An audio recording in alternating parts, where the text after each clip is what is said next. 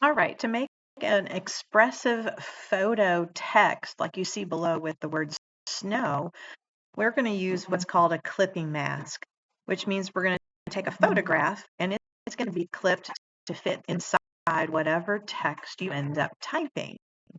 So this is a sample, and we're going to work with some kind of word that could be visually described in a picture, hence snow, and then there's a picture of snow. I'm going to work with bees for this example. So let me turn this off. And then I'm going to go and open the photo that I have, file open, that I downloaded from Pexels, Pexels.com. We used it before for the animals pictures. But Pexels, I found myself some interesting bee images. So I'm going to write the word bee. So I'm going to open up this picture. This picture is probably going to be large. Most of the pictures coming from Pexels are really nice, high quality, and they're large. This one, actually, if you remember, you do Control R to show the rulers. This one's actually 100 inches. It's quite large. So I'm going to reduce it down to something more manageable. Since we're going to be working with 8.5 by 11, I'm going to crop this, use the crop tool, and I'm going to crop 8.5 by 11, sorry, 11 by 8.5 by 100 dpi. And then I can kind of move this around right or left, up or down, whatever I'd like. I'm going to just click OK at the moment. I think I'm fine where it's at. And now this image is much smaller. I'm going to double click the hand tool to make it the size I need to see to fill the page. So at this point, I'm going to unlock this photo in layers so I can manipulate and do things with it. I'm going to need a new layer to put my text on. So I'm going to come back here to the text tool.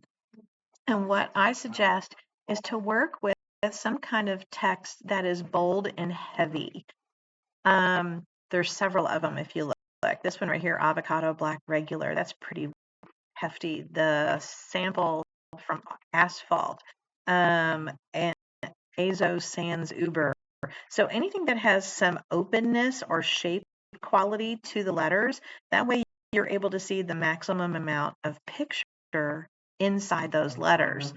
So I'm going to come back up here. Let's choose I'm going to go with the asphalt, and I'm going to click somewhere and start. I'm going to use capital letters. You can use upper and lower case. And I'm typing bees. Okay, this is rather small, so I'm going to try and take this. Let's see what it looks like at 300 points. Oops, highlight, there we go. And 300 points gets it quite large. Maybe that's too big, so let's look. I'm going to use my move tool, bring it down. Yes, that's a little too large.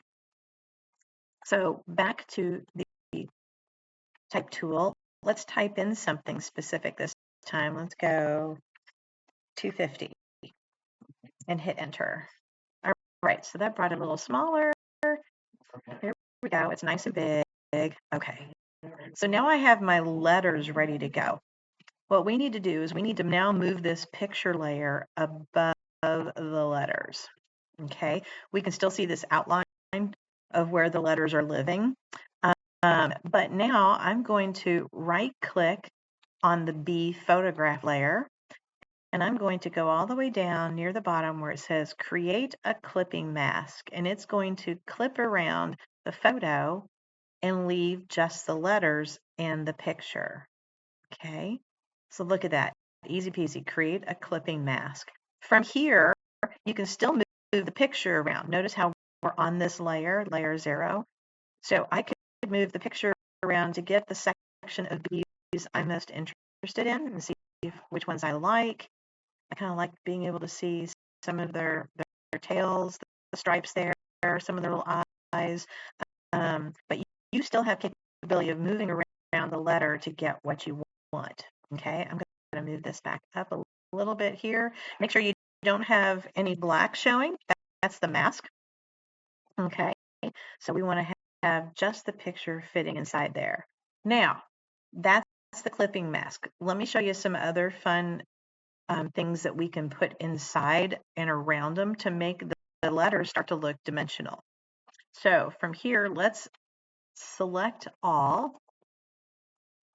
We're going to copy merge because we want that clipping mask to come with us. And I have created a brand new document. This is what we're going to bring our words into. Okay, we called it photo text because that's what we're doing. We're putting photos into text. And now I'm going to paste this in. The information on the on your instructions will show you what size to make this document.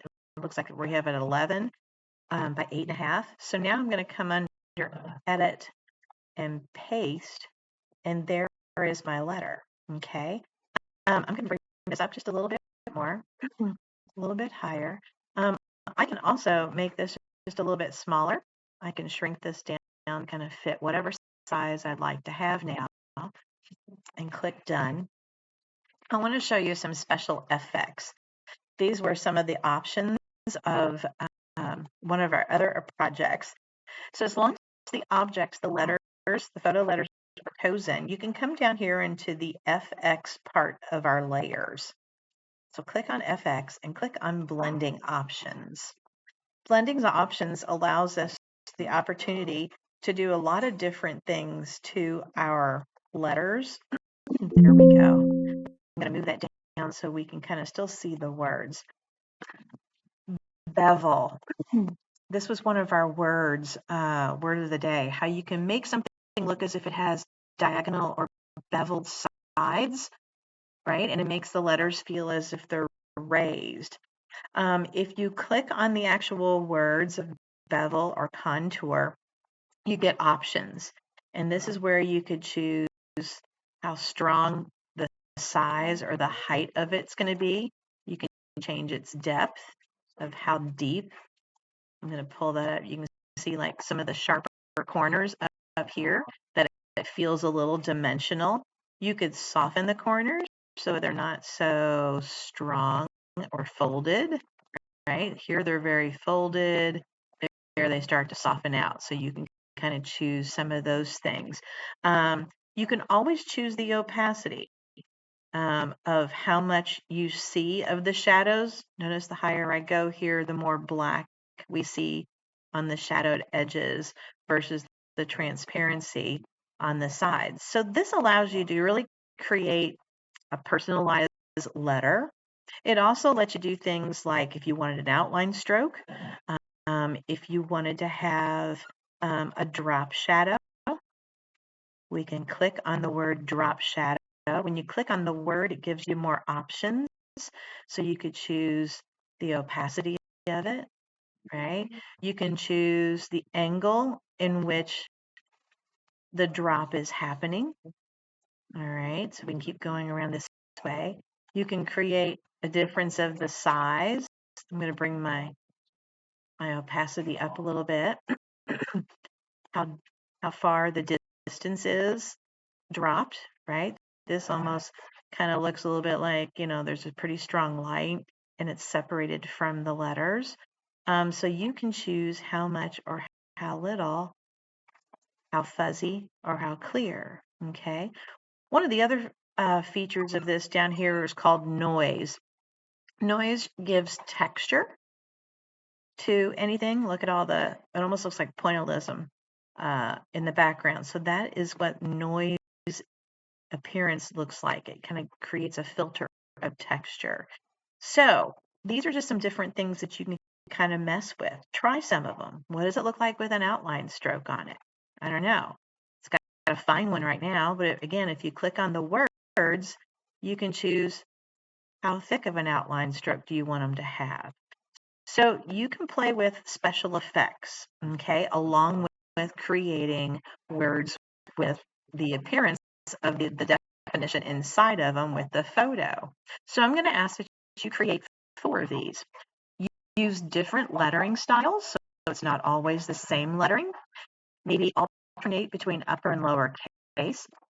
And you will house all of them here on this 11 by 8.5 document. Okay, so list all 4 of them here. They could be expressive words. You could write clouds, you could write hair, you could, whatever picture you can find, you're going to use that word, defining it with the picture inside, using any of these features with effects to add a little bit of twist to it. All right.